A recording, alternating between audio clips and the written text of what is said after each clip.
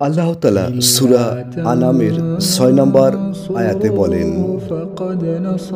তাহারা কি দেখে না যে আমি তাহাদের আগে কত মানব গোষ্ঠীকে বিনাশ করিয়াছি,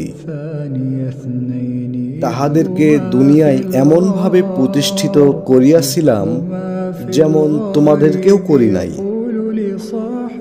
আর তাহাদের উপর মুষলধারে বৃষ্টি বর্ষণ করিয়াছিলাম, তাহাদের পাদদেশে নদী প্রবাহিত করিয়াছিলাম, তারপর তাহাদের পাপের কারণে তাহাদেরকে বিনাশ করিয়াছি এবং তাহাদের পরে অপর মানব গোষ্ঠী সৃষ্টি করিয়াছি।